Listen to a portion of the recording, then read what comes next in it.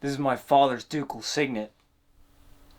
I am Paul Atreides. Okay, no, hold on. I may or may not have memorized that entire monologue. Udonosot udaufresihi mi free Kumuni! We'll get to it at some point. I'm going to save it till later, so make sure you stick around and watch it. So, it's finally here. Dune Part 2 is out now on digital. I can finally do a movie commentary, and I'm really excited for this one. Dune Part 2, I think, is going to be the best film of 2024. I love it so much. I think it's so great. I have issues with it as a book fan. I'll point them out here and there, but for the most part, I love this film. It's a brilliant piece of cinema. It's a brilliant piece of sci-fi. It's fantastic. It's the film that's going to stick with me for ages and ages. I genuinely love this film. And it's funny, especially when you compare it to the first one. I don't know which one I do prefer, because like they're kind of different vibes. We'll get more into it as we progress through the film, but just I am so excited to do this. I love this film so much. I love the cast. I love the cinematography. I love the editing. I love just Denis Villeneuve's vision and direction for Dune. I have my nitpicks as a book fan, as I said. I will point them out. Also, yes, for this special occasion, I finally put on the Dune still suit. I modified it a bit. There are no trousers anymore, so I can comfortably sit and wear this. I wore this when I saw the film in IMAX at the BFI on day one of release, March 1st. I wore it. It was one of the most uncomfortable cinema experiences, but I don't care. I saw the film. I had fun. But before we get into the video, don't forget to like, comment, share the video, and subscribe. But also, don't forget to follow me on Instagram. It's all down in the description. And yeah, without further ado, let's get into this. Okay, before we get into the film, I do want to quickly acknowledge the nerdy aspect ratio talk, because the film in its current digital format is 239:1, which is standard CinemaScope.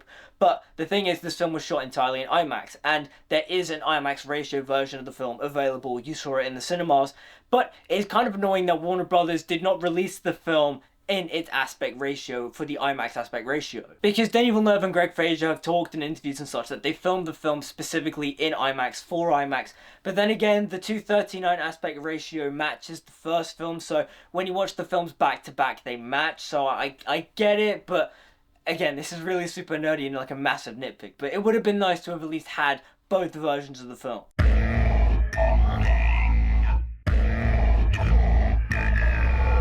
Okay, so the opening saga bum bum bum of this film is very interesting because its power of the spice is power overall. But the thing is, I don't know if that thematically fits the film or not. Because although the film mentions the Fremen destroying the spice and how it's impacting the Imperium and such, and Raban and the Harkonnens are getting hounded on by the Emperor for their low spice production and stuff, you don't really understand the importance of the spice melange, because the film, specifically Denis' vision for the film, doesn't really delve into what the spice can do. It doesn't go into the lore behind it. It doesn't go into the idea that not only does it open your mind, but also it keeps you eternally youthful, and also it allows you to space travel. I do think that yes, power over spice is power overall is technically a theme of the film, but I don't think it is the theme of the film. Like, you watch the first one, and the first one's message is dreams, a message from the deep. That, in many ways, is the thematic meaning behind the first Dune. This one, I don't think it fits. Imperial Diary, year 10,191, third comment. I love the opening narration with the Princess Irulan. It's kind of what we should have had in the first film instead of Chani, but it works for Dune Part 2. I like that we see her with her film book, her voice recording, her dictaphone, and she's talking about the teachings and the ideas of Muad'Dib and House Atreides and the histories of House Atreides. I love the score of the scene, I love the editing, I love the atmosphere, I love the look of Kaitane and Irulan's dressings. I do wish that Irulan's hair was slightly different. Again, I said in my Dune 1984 commentary, I wish it was more akin to Virginia Madsen's really over-the-top and opulent styles, but overall, I like what she's wearing. The opening really puts us back in the mood of Dune. The score itself is very reminiscent of Hans Zimmer's Holy War theme. The one thing I really do wish was included in this opening narration was the line, "The beginning is a very difficult and measured time," because like, that's the Dune opening. That's so iconic. That's the opening narration of the book. I wish Denis found a way to slip it into the film, but he didn't. Also, the thing about this intro too with Irulan is that that shot of Irulan is stunning. Greg Fraser, again, just mwah, master cinematography. But also, you look at this shot and you go, damn, Florence Pugh is one of the most stunning people ever. And then, all of a sudden, Greg Fraser will shoot, you know, Timothée Chalamet, or Rebecca Ferguson, or Zendaya, and Austin Butler, and you're just like, damn, these people are very good looking. Sister, father is dead. Sister, father is dead. This world is beyond cruelty. This world is beyond cruelty. So one thing I will say about Dune Part 2 is that you could trim it ever so slightly, especially considering the fact that the thing that I will say with the first hour of this film is that it does take a little bit to get to Fade Rautha. Because when we get to Fade Rautha, the story gets moving again. All of a sudden there's like a sudden burst of energy. You're like, whoa, okay, well this is awesome. The beginning stuff with Paul and the Fremen and Paul and Chani's romance and stuff is really good. I really like it. It just goes on for like a tiny bit too long. But the thing I will say that I absolutely adore with the Harkonnen eclipse sequence is the bit where they activate the suspensors and they fly up the mountain. Oh my god, is it so cool. Visually, it's stunning, but also, it feels very Stanley Kubrick. This was when I was watching it, I was like, oh, this feels very 2001. It's really good stuff. I remember sitting in my seat going, yep, this is cinema. Denis, mon ami, you are cooking.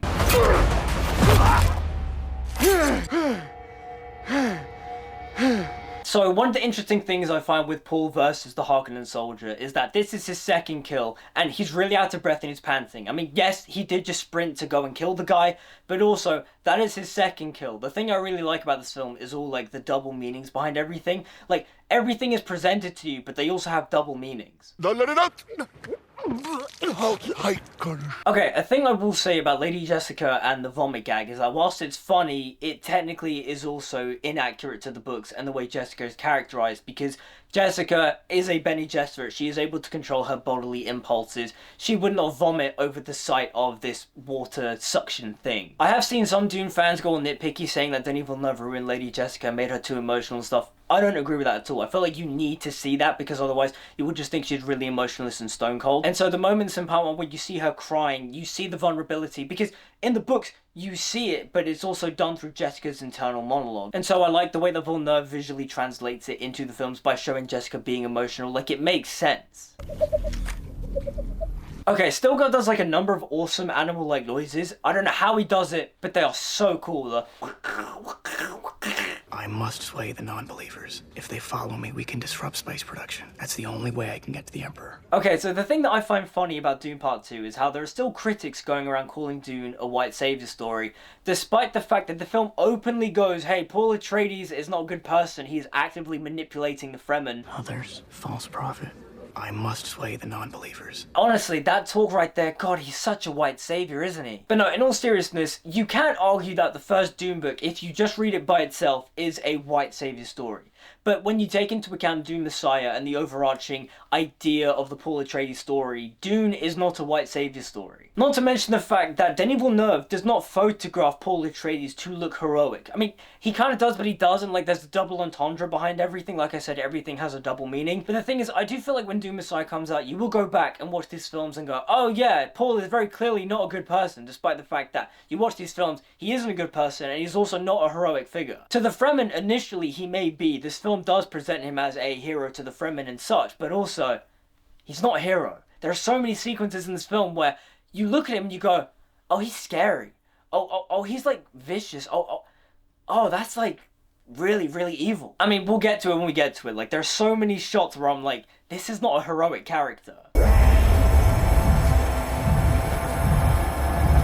One of the cool things I like about the filmmaking for the Water of Life trial is how it is basically Jessica's version of the Gom Jabbar. It parallels the Gom Jabbar scene from the first film, but also Hans Zimmer literally scores the scene to be like the Gom Jabbar scene from the first film. He's from the south. You didn't notice his accent. Nope, but I am certainly noticing yours. Okay, so when it comes to the cast of Dune Part 2, I think they're all fantastic. Zendaya is the weakest, but that does not mean I think she is bad. Overall, I think her performance as Chani is very good. She delivers a lot of the emotional moments really well. She does a lot of the action fairly well. When Paul and Chani are together, I really like it, but there is something about Zendaya's Chani that when she is by herself, especially at the beginning, when she's trying to act all tough and all like, yeah, I'm a Fremen warrior, I'm a Fedakin, you kind of go, nah, you're kind of just like a girl from Brooklyn. Like, you sound like an American girl. And it's mainly when she's trying to be tough, because I feel like when Chani is talking to Paul, specifically the scene where they first kiss and such, when she talks all softer and all like kind of ethereal, she fits the tone, she feels Fremen. It also doesn't help in this scene that she's with Shashikli and the other Fremen. It's kind of like, yeah, they're all like Arab-esque actors, and then there's just this American girl in Zendaya going, yeah, I'm Fremen. I'm not saying that Zendaya should have adopted an Arab-like accent, but she should have done something with her voice. Again, channel that like more whimsical, ethereal Chani, because when she does the more soft-spoken stuff, she sounds different. She doesn't feel like Zendaya, she feels like Chani. And I think whilst we're at it, let's tackle the subject of should Dune have included more Middle Eastern and North African actors with the Fremen in more prominent roles? Because this is a topic that I think is a double-edged sword in the fact of, yes, they should have, because if Hollywood is in its age of representation and all cultures matter and stuff, and we want to, you know, represent the world and represent all the underrepresented groups in the world and such, you should have had Arab actors portraying the Fremen. Javier Bardem should not be Stilgar, and Zendaya should not be Chani, whatever you want to call her. But also, at the same time, I've got 2 points for this. One, Javier Bardem is fantastic in this film. He is brilliant as Stilgar. I don't know who else you would get to play Stilgar. He plays Stilgar's religious fanaticism so perfectly. It's honestly just, I'm in awe of his performance. Like, if anyone in this film should get an Oscar, it's him. Give him the best supporting actor win right now. He deserves it. I will gush about him throughout this entire film. He's so good. But then also, the thing with the Fremen is that in the books, the Fremen are essentially Arabs. That's basically what they are. They literally have a festival called Ramadan. They're Muslim. But the thing is that at the end of this film, and in the books too, Paul leads the Fremen on a jihad that goes across the universe. In the film, they just call it the Holy War and such, but in the book, they explicitly use the word jihad. And so I don't think it is the best idea to get a bunch of Muslims and have them represented in a big franchise-like film and go, yeah, look at all these Muslims, look at how violent and oppressive they are. They literally go across the universe spreading their jihad and their culture and eradicating all the people that don't believe in their cause. Yeah, I don't think you want to do that. Honestly, it's such a tricky subject because Dune isn't the property that you should be trying to do the representation thing with, but you also should at the same time. Because the thing about Dune is that Frank Herbert was an ideas guy. The idea of the book is so forward-thinking in the sense of that humanity... Remember, Dune takes place in the year 10191. That also isn't adhering to the human calendar we know today. Dune takes place so far into the future that humanity has interbred so much that everyone basically adopts an olive skin tone. Like, essentially, every human is mixed race. And in the book, the Fremen visually aren't explicitly depicted to be Arab, but then also they're based off Muslim culture, so it's kind of like, okay, you probably should have cast Arabs, but then also I get why you didn't, because the idea is so, like, it's so forward-thinking. But then also, the film is going to face criticism from modern political activists who want to insert their ideas of what representation should be in their agendas and such. I don't know, it's an interesting topic. It's a subject I agree with, but I also don't agree with at the same time.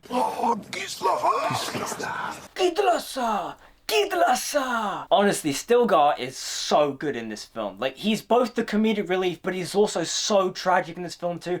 But also, his pure power of belief in Paul is so just... It's powerful. Javier Bardem just kills it.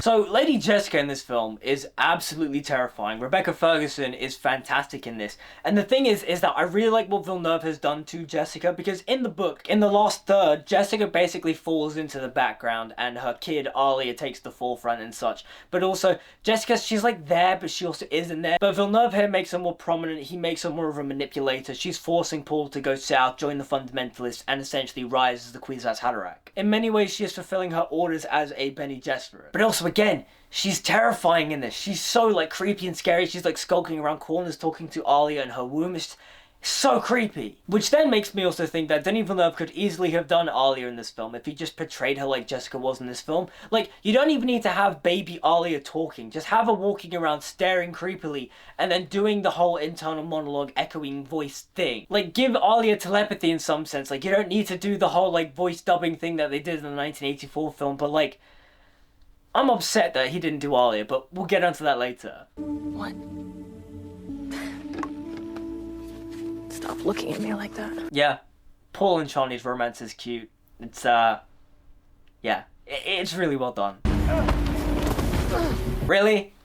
They think that's the Lisan Al Gaib? Reload! Reload! God, he's such a white savior. Father, I found my way. I love how that's a callback to the conversation in part 1 where Paul's like, what if I'm not dad? What if I'm not the future of House Atreides? And then his dad's just like, oh, it's fine. Just find your own way. You might not even want to go towards it. I love that. But also, the thing that's so interesting about the idea is how Paul Atreides kind of like forces his own destiny. Like, a great man doesn't seek to lead, he's called to it. And in some way, shape or form, he is called to it by the Fremen, by the Bene Gesserit, by Lady Jessica. But also at the same time, he actively goes and seeks power. I think Denis and his writing team really capitalize on that idea. And the idea that Paul Atreides, he technically just isn't his father's son. Desert, spring. I love it. I hate it. I prefer Johnny. I prefer Johnny too, then. Okay, not to make this a thing about bashing Marvel or anything, but it kind of says a lot when Paul and Chani in this one scene have more chemistry than Peter and MJ do in 3 Spider-Man films. Only Fremen ride worms. Well, I thought I'd become one, didn't I? By name, not by blood. Well, I'd very much like to be equal to you. God, look at Paul Muad'Dib, the ultimate Riz master. Like, if any guy tried that, that just wouldn't work. Like, damn, how does he do it?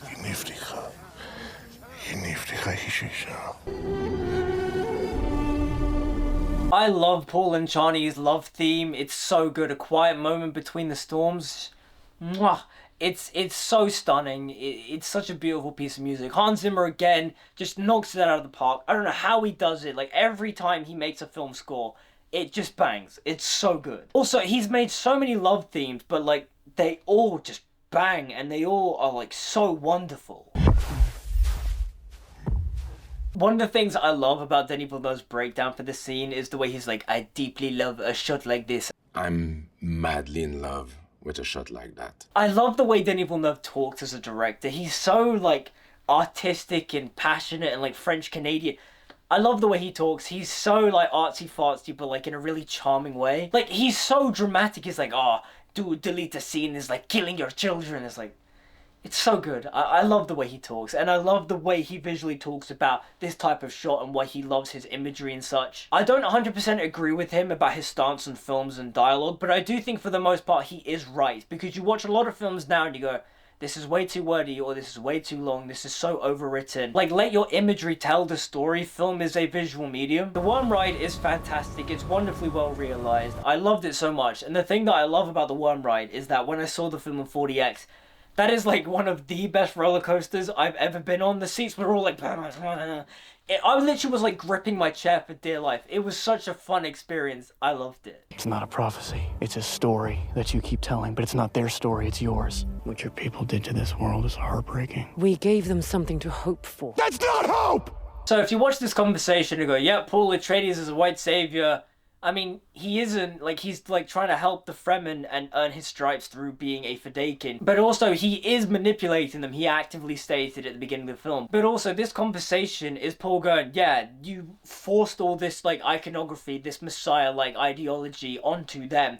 I'm not their prophet. Why are you doing this? He doesn't like that he has a predetermined destiny or like a fixed plan by the Bene Gesserit. He's just like, you forced me into this. I don't want to do this, but I have to because obviously you've, changed the Fremen's perspective of me. They think I'm a prophet and such. But at this point in the story, Paul is both manipulating them, but also not at the same time. It's like he's kind of grown to love the Fremen. And obviously he does that through Chani. Today, Muad'Dib dies! Muad'Dib! Show yourself! Man, Rabban is such a chump in this film. I mean, the character himself in the book is a chump too, but I don't know. There is something about this film that makes Rabban maybe a little bit too much of a chump. Like, in the first film, he at least did some stuff. In this film, he's kind of just like shouting at everyone and like killing people randomly for no real reason. It's kind of like, come on, Rabban. Do something interesting. Don't just be a chump. There he is. My boy, my boy. Would you like some fresh meats, my darlings? Would you like some fresh meats, my darlings? Austin Butler's Fade Ralpha is so fucking cool. Like, he's so cool.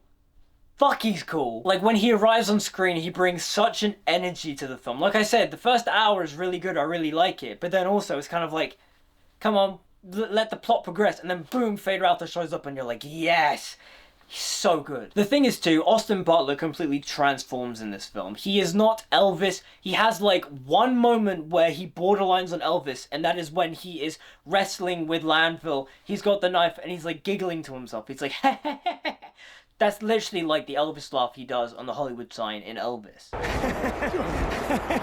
People are like, oh, he's still got the Elvis isms because he said, my darlings. And it's like, Really? He just said darlings, but he doesn't sound anything like Elvis in this. It's a touch of bad. I also love what he does with his voice and how he tries to emulate Stellan Skarsgård's accent, because it comes from a character place. He wants to be like his uncle. Fade is like, I want to be like the Baron. I also want to become the ruler of Gidi Prime, and also I want to become the Emperor, and so to do so I have to be as cunning and as vicious as my uncle. Fade Rautha!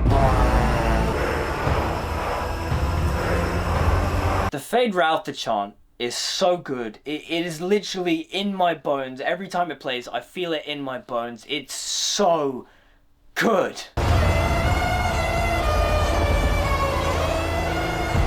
Plans within plans. Oh, it's one of the most iconic lines from the book. It is kind of a shame that they deleted Thufir Hawat's scenes, because I would have loved to have seen Thufir, but also, I don't know where he fits in the film. But also, Denis Villeneuve cut Tim Blake Nelson, who he was rumoured to be Count Fenring, who was Lea Seydoux' husband, and I don't know, again, I don't see where he fits in the film. I would love for there to be an extended cut, but Denis Mon Ami is so adamant of like, no, I've deleted the scene, it is dead forever. Stop being so dramatic, Denis, just do an extended cut.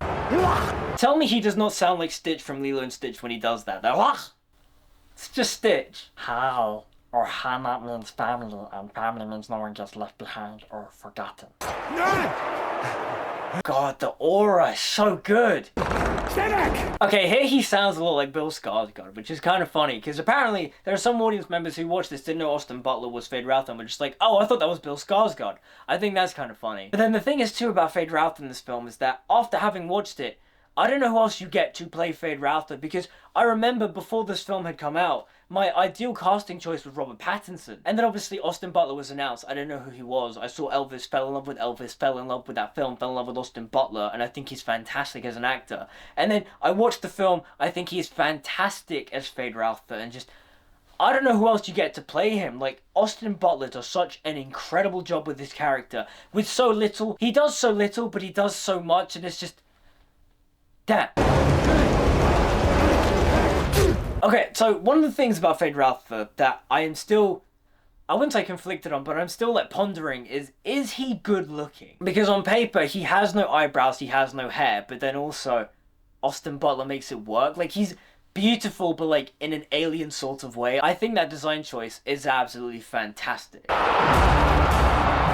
Also, visually paralleling Paul and Fade by, you know, doing the raised knife over their hand and stuff. It parallels the idea that Fade Rautha and Paul Atreides are one and the same, more or less. Or at least it hints at the family connection between the Atreides and the Harkonnens, but also Paul Atreides isn't a hero. He is very much reminiscent of the villain of the film. I ought to drown you in that tub. I ought to drown you in that tub. You tried to kill me? This morning you were a playboy, feared and envied.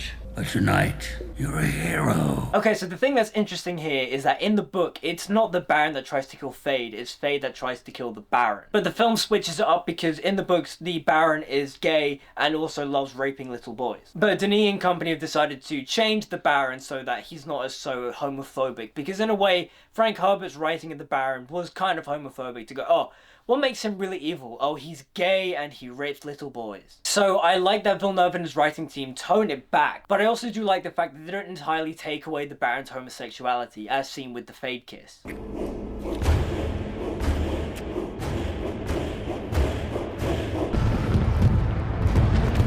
I also love the Harkonnen fireworks, how they're kind of like inky. It's so cool. It's not like your general sparks and stuff. It's all like inky and smoky. It very much reminds me of the aliens in Arrival. Put your right hand in the box.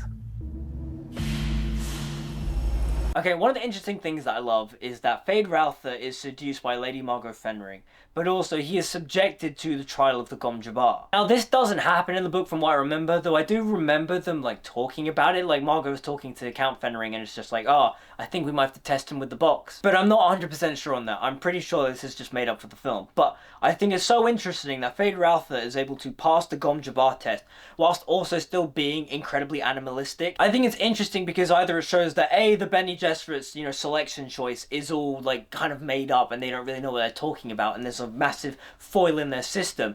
But also, I love the fact too that in many ways, an essence of being human is to be, you know, somewhat animalistic. But then also, Fade Rautha has a code in this film. He very much is driven by honor to a point. My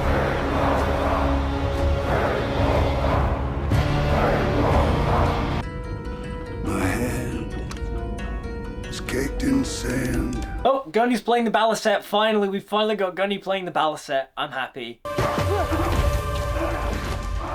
I recognize your footsteps, old man. Honestly, I love Paul and Gurney's reunion in this film. I think it's done so wonderfully. I kind of got a little bit, emotional. I don't know if that's just a testament between the chemistry between Brolin and Chalamet, but also the characters themselves, the writing of Paul and Gurney. I think that both films do their bond really well. I also love the fact that they kept in, "You young pup! You young pup!"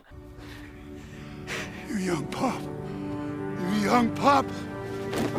Although the thing I do wish is that Paul said, "Gurney man! Gurney man!" I also love the parallel to the first film where Paul takes down Gurney in this scene, and it is similar to the training scene in the first film where Paul takes Gurney down and he's on top of him and it's like, "I have you." Visual storytelling. Denis, mon ami. Mwah. My visions lead to horror. Billions of corpses. Because you lose control. Because I gain it. God, he's such a white savior, isn't he? Like, again, it's these lines of dialogue that are very integral and in many ways are kind of heavy-handed and really just hammering home the idea that Paul Atreides is not a hero, he's not a good person, he's power-hungry, he is seeking revenge. But also, him gaining control is going to lead to the death of billions. He who can destroy a thing has the real control of it. He who can destroy a thing has the real control of it. I love the way Timothée Chalamet delivers that line. It is so perfect. I love the way he reads it. It's so, soothing. It's just so well delivered. No matter what I do, you still don't trust me. Because you're a foreigner. I'm not a foreigner. Not to me. But to the desert you are. Okay, so one of the things that I am still struggling with on multiple rewatches is Chani's reluctance to side with Paul being the Lisan al-Gaib, because I don't know where Denis going with it. Because Chani loves Paul and Paul loves Chani, but then also in this scene, Chani's all just like, "Oh, but you're not really Fremen, but you are to me." But then also the way she says you're not Fremen is very xenophobic and is very just like, "Oh, I don't trust you," but then she's just like, "But I do trust you." Hidden by sandstorms which stretch 1,000 miles across the equator. Nothing can live there without faith. Oh, God created Arrakis to train the faithful. I do kind of wish they said that line straight out in the film, but I like that implied idea. Yeah, it's one of the most iconic lines in the book, and I do wish that Paul, similar to the 1984 film, actively said God created Arrakis to train the faithful, but hey, it's technically still in there. Also, the idea of there being a fundamentalist division of the Fremen is something that I think the film made up. I do think there's a slight hint here and there in the book, but for the most part, this idea is totally made up, but I also kind of like it because it really forces the idea of Paul has to go to meet the fundamentalists, and in many ways he's going to get overwhelmed by them, but also he takes the water of life and actively chooses to spark up the fundamentalists. Okay, so this scene with the water of life origin with Jessica and this Fremen lady, it's cool, but also I don't think you entirely need it. And also, it doesn't really acknowledge the fact that the worms create the spice, because from what I remember, the spice melange is worm poop. It's early morning. What are you doing here? It's early morning. What are you doing here? Harvest spice at will. Harvest spice at will. I love Austin Butler's line deliveries as Fade. They are so iconic. One of my favorite things about watching this film several times in cinema, I saw this film 6.1 times. It's so good. Every time I left the cinema, I would just have a Fade Routher quote stuck in my head, and I would just randomly say it throughout the day. The first time I saw it, me and my friend Darren, we just kept going, "She's your pet?" To each other. For no reason, we just kept doing that. And then after another viewing, it was, "Harvest spice at will." And then after another viewing, it was, "It's early morning, brother. What are you doing here?" Only pleasure remains. So Fade just killed Shashikli, I think that's the character's name. And this is a side character that has been fairly, prominent throughout the film.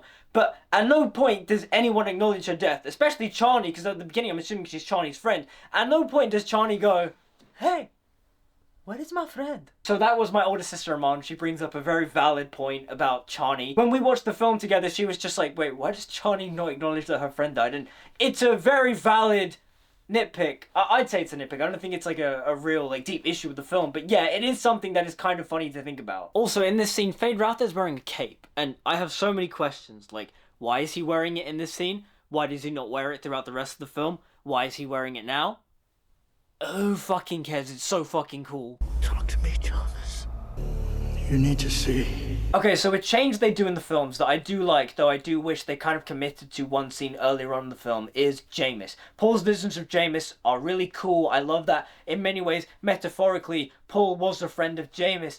I do just wish they kept the scene earlier though where Paul was at James's funeral. He gave his water to James and the Fremen were just like, oh, he gave water to the dead. Wow, he really was a friend of James. But the thing is too is that I do like how the films make James very prominent in Paul's decision into doing the things that he has to do, like going into the desert and also becoming the Kwisatz Haderach. Paul, don't worry. I'm with you. Okay, so now that we get to it, we have Anya Taylor-Joy as Alia. Perfectly good casting. I'm happy with that. But the thing is that seeing the idea of Alia is just... Denis chickened out on Alia. I'm sorry. He could have easily done it. He literally proved early on in the film that he could have done Alia, just do it the way that he did with Jessica. You know, like the telepathy and such, like, you could have easily done it. I'm also like a tiny bit bitter because Alia is like one of my favorite characters in the first Dune book. Like, my favorite characters in that book are Alia, Feyd-Rautha, and Jessica. Those are like the 3 best characters in that book. And it really bums me out that we don't really get Alia in this. Like, when you look at the future of Dune, what is Alia going to do in Dune Messiah? Like, she doesn't really have much of an arc in Dune Messiah. Unless he's going to incorporate some elements of Children of Dune into Dune Messiah. Like, what is he going to do with Alia in that film? Because all of the interesting stuff happens in book 1. Oh hey, that's the cover to Dune Messiah. I love that imagery, that's so cool. I'm also very glad that they still kept the reveal of Lady Jessica being the Baron Harkonnen's daughter and how Paul is essentially half Harkonnen. Harkonnen, whatever you want to call it. We're doing the movies right now, so I'm sticking to Harkonnen. I also love the imagery of the scene with Paul's hand where he's just like, our enemies surround us, but I do see a way, there is a narrow way through. It literally solidifies the idea that he is the one that points the way, but also the imagery of the hand of God, which is the second moon. But the thing is too that I love when it comes to the score of this film too is how Hans Zimmer really encompasses the idea that the Atreides and the Harkonnens are now one family. As soon as Paul discovers that he is half Harkonnen, you get the arrival theme where Paul is arriving to the fundamentalist south, and you hear the hints of the Feyd-Rautha theme in the Paul Atreides score, but then also the theme that's playing is also reminiscent to Leaving Caladan, which was the Atreides theme in the first film. It's played in a more darker way, but it's still that Leaving Caladan Atreides theme. It's now mixed in with the Feyd-Rautha Harkonnen theme. I love that. It is audio storytelling, I guess. It's brilliant. Also, this bird's eye view shot that looks very much like an ant farm is stunning. I don't know how they shot it. Greg Fraser, you are a genius. You are a master. It is stunning. You think I'm stupid enough to deprive myself of the best of us? Okay, sad thing, I may or may not have learnt this scene off by heart because I'm not gonna lie, Timothée Chalamet absolutely kills it in the scene and I love this monologue. It's so good. The only thing I didn't learn was the bit where he's all just like, oh, your nan got blinded by a rock and the planet was once called Dune. But yeah, enjoy my recital of Paul's speech. You must take his place by defeating him and returning his water to the well. You think I'm stupid enough to deprive myself of the best of us? I'm pointing the way! Slow down. Udorosot udau fresihi, mi fribit kumuni. Kaubakakali kakari, hudai, jahaish. But you think you could have a chance. Isna the judge. Dune. Is that okay? Ufaisi fashi sluzda, di kashla minazuhu, hianzadaha, chibihu crash. This is my father's ducal signet. I am Paul Muad'Dib Atreides, Duke of Arrakis. Erulitina Ashirani, Nelisan Al Gaib, Roy Dimanaluk, Ashiki! Man, Stilgar is such I don't know what to call him. I mean, he's like a hype man, but he's also like just super obsessed. Like, he literally was just like, bro, kill me. Just kill me. We need you. It's like, oh, damn. Not only does it show the plight of the Fremen, but also just how kind of like far gone Stilgar is in believing in Paul.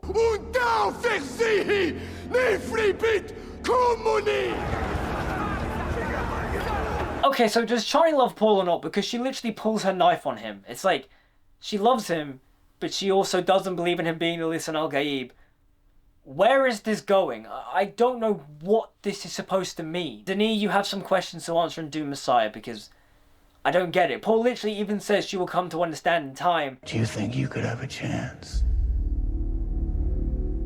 It's not the Josh. Fun fact, judge in Arabic means chicken, so Paul essentially just went, "You're just a chicken, chip, chip, chip, chip, chip, chip." Sheath game, Shari.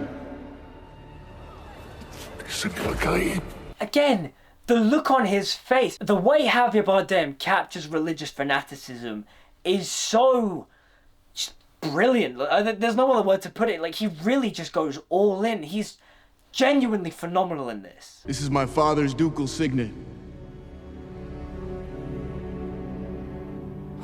I love the detail and Josh Brolin's facial acting when he sees Paul put on the ducal signet ring. Like, the film does such a wonderful job of kind of like instilling the patriotism of House Atreides. Like, Gurney has undying loyalty to House Atreides, but also this is kind of like him seeing his young student rise. He's now become, you know, his father in a sense. It's brilliant. I love that he's literally just talking about the moon, because if you remember in the first film they mentioned that the second moon is called the Hand of God. Like, I love that detail.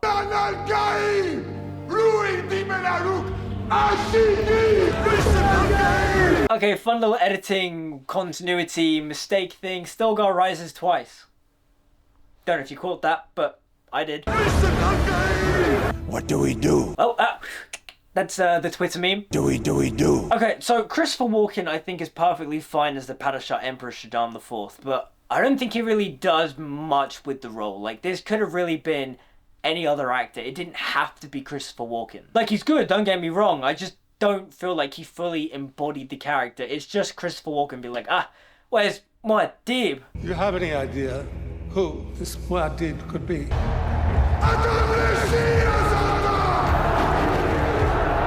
Okay, I love this sequence so much, but Hans Zimmer, where is this musical track on the score? Like, I know the music playing in the scene is a hybrid of Arrival and the Kwisatz Haderach theme, but like, where is it on the soundtrack?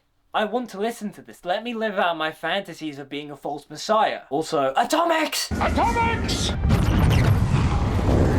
When it comes to the Battle of Arrakis, I do kind of like how the film stays similar to the book in the sense of that it doesn't go full on like action set piece, oh here's like a massive war movie now. This isn't Helm's Deep or anything. I do like that we get to see more action than we do in the book, because in the book there's pretty much like nothing. It's like Paul goes into a cave and he like beats a bunch of raiders or something, and then he finds that his original son is dead. Also, that's something too, Chani has the blue ribbon in this film, but it doesn't really mean anything. It's like the film changed the meaning, because in the book the blue ribbon means that she's pregnant, but in the film it's just she's in love, and it's like, that's a bit dumb. I've seen fan theories saying that Chani's already pregnant, and I hate that. If that happens in Dune 3, no. No. I love how she's like super out of breath and tired, but then as soon as an explosion happens, she's like, well, okay, back into action. Grandfather, you die like an animal. God, he's such a white savior, isn't he? Now, honestly, if you watch the scene and you think Paul Atreides is a hero, like, what is wrong with you? He's literally dressed like a jihadi militant warlord. He walks in, stabs the Baron in the neck, and just goes, you die like an animal. Not to mention the fact, his entire demeanor changes. When he becomes the Kwisatz Haderach, he drinks the water of life. He changes. He's lit differently. He's always like basked in half light. But also, he's got like this new like hunch. He kind of walks around like Fade Routh, a very animalistic, very kind of like predator-prey type of feels. That's what he is. He's not a hero. He's not walking around with his chest puffed out like a royal prince. No, he's literally a scary, animalistic like figure just like going out to kill people. Also, Austin Butler is genuinely brilliant in this film. Like, he does so little but so much at the same time. Again, like I said, when things happen, there's a double or triple meaning behind them. Like, when Paul stabs the Baron, you can tell that Fade is both pissed but also extremely pleased. He's like, this guy killed my uncle, but also, he killed my uncle. That means I am now the ruler of House Harkonnen. I'm the ruler of Gidi Prime. But then also when Paul uses the voice, he gets like really turned on and really horny. Silence! And then when he sets eyes on Paul for the very first time, he's just like, oh, this is Muad'Dib. This is who they're talking about. He's kind of, oh, I kind of respect him. He's kind of cool. Raban's death is something I still don't know how I feel about, because there are some times I watch it and I think it's perfectly fine, and then there are some times I watch it and I feel like it's really rushed. I don't know, maybe if Raban had something else to do in the film other than just being a chump. I don't know. I want you to know, I will love you as long as I breathe. I want you to know, that I will love you as long as I breathe. They may be curious to hear my side of the story, don't you think? Again, look at the way he's walking into the room. His demeanor has changed. He walks around with like a very sinister hunch. He's like always basked in shadow. The lighting isn't flattering, it's sinister. Paul Atreides is not a hero. Like, I genuinely do question the media literacy of audiences sometimes. Like, it's not that hard to go, oh yeah, this is really like evil, sinister lighting. I am Paul Atreides, son of Leto Atreides, Duke of Arrakis. I am Paul Atreides, son of Leto Atreides, Duke of Arrakis. I love the way Timothée Chalamet delivers that line. It's fantastic. Like, the look on his face too. He looks really like weaselly. He looks really sinister. Like Arrakis delivery. So good. Silence! Okay, I won't lie. As a book fan, I am kind of upset that Denis Villeneuve cut out the "I remember your Gom Jabbar. Now you'll remember mine. I can kill with a word" exchange, because it's kind of like important. It parallels the beginning of the book. It also sets up bits of Dune Messiah with Gaius Helen Mahayim. Like, why is it not in the film, man? I also love that the Paul and Fade fight happens as the sun rises. It really parallels the ending to part 1 where James says then the sun will witness our death or whatever. And then we get even more parallels to the knife fight in part 1 where Paul tells Fade, "May thy knife chip and shatter," like James told him. May thy knife chip and shatter. May thy knife chip and shatter. May thy knife chip and shatter. May thy knife chip and shatter. Again, the layers in Butler's performance, like, there's like double meanings behind it. He's both just like, oh, that's a really hard line, but also just like, oh, I'm gonna mock you now.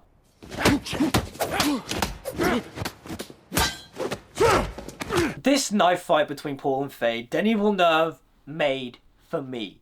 This is everything I love about cinema. We got silhouette shots, we got kick-ass choreography, we got my boys, Austin Butler and Timothée Chalamet. This fight is awesome. One of the things about the fight that I love is how Paul does this really awesome flip move and then all of a sudden Fade just like kicks him to the ground after doing it. I think that's so funny. Also, Paul in the fight pounds his chest similar to how James pounded his chest when he was fighting Paul at the end of part 1. Also, when Fade stabs Paul, he goes, "Ah!" Again, really emphasizing the animalistic tendencies, which again is really fascinating because he's somehow able to pass the Gom Jabbar test, which is meant to test the difference between humans and animals. Also, the way Paul beats Fade in this is very similar to the way Paul beats Gurney in the training room scene, except for this time Paul actually commits and like stabs Fade. The thing that I took issue with the first time watching, that I now don't really have much of a problem with, is the fact that Paul gets stabbed twice and he takes out the blades. I'm like, shouldn't he be bleeding out? It's a movie thing that I don't entirely love, but you do have to remember that in the first film, Dr. Kyne says that a still suit loses about a thimble of water a day, and so I'm guessing the still suit is keeping the blood from leaking out of the suit. I also love the tension between Paul and Fade as they're both lowering themselves to the ground. There's kind of like a homoerotic nature to it, which adds to the idea of the fact that, remember, Paul is supposed to be a girl, and the fact that if Paul was a girl, the Bene Gesserit would have wed the Atreides heir to the Harkonnen heir. So, in many ways, Paul and Fade were meant to be married. Listen, I gave. Okay, this bit from Stilgar is really funny, but also, the thing about it is that it's funny, but it's also really tragic too, because he's watching this fight and he thinks Paul is going to lose. And you see in Bardem's face of just like, oh my god, if Paul loses this fight, I was wrong about everything. I put my faith in this guy, and if he loses, what the hell? But then Paul wins, and that moment, whilst it can be read as incredibly comedic, it's also a moment of just like, oh, thank god I was right. Oh, okay, he is the Lisan al-Gaib.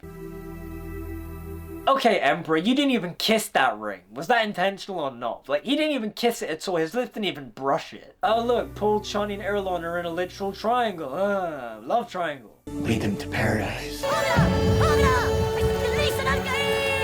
Hold on! Lisan al-Gaib! Again, Stilgar is so tragic as a character. He is so blinded by faith in Paul that he is the Mahdi. He is the Lisan al-Gaib. His jihad, his holy war, is justified. It's going to be really hard-hitting when we get to the end of Dune Messiah, because Stilgar's arc in the books is really heartbreaking. His realization that Paul Muad'Dib is just a man. It's so good, and I just know Javier Bardem is going to play it to perfection. I also love the track Kiss the Ring. It's like the epic reorchestration of A Quiet Moment Between the Storms, but it's more like operatic and stuff. It's so stunning. Hans Zimmer really just killed it with this film. But the thing I will say is that while Zimmer's leitmotifs in this film are incredible, the overall soundtrack isn't as good compared to part 1. Okay, so ending the film with Chani so, like, anti-Paul. I don't know where they're going with this. I really don't. Dune Messiah has a lot of things to change, alter, make things make sense, because in the books, Chani is ride or die with Paul. She believes in him. She's not anti-Paul as the Listen Al-Gaib. She is literally his #1 supporter. And it's like, okay, where's Denis going with this? Because we've literally seen in visions Chani is by Paul's side. So is she corrupted by power? Does she just go, oh, I'm going to be with Paul because he's the most powerful person in the universe? Is she forced to be with Paul? But Paul also tells Jessica after he's taken the water of life that she will come to be by his side. She will understand in time. So how does that happen? Again, I just need to see Dune Part 3, Dune Messiah, whatever they're going to call it. I need it now because this film is great. And I just need more. I mean, I've done a whole video about Dune Messiah. You can watch it up there. And it's like, Denis Villeneuve just can't chicken out on certain things. But also, he has to make things make sense from the end of this film. And just, I really want to know where he goes. I really do. But yeah, I think that's enough Dune Part 2 for today. Yeah, that was fun. I love this film so much. Unless something astronomical happens, this, I think, is going to be my favourite film of the year. Just, it's so good. I love it. And just, yeah, those are my thoughts on the film. What do you guys think? Let me know in the comments down below. Like, comment, subscribe, follow me on social media, all the good stuff. Until we meet again, I'll see you guys next time. Anablia, see ya, Sada!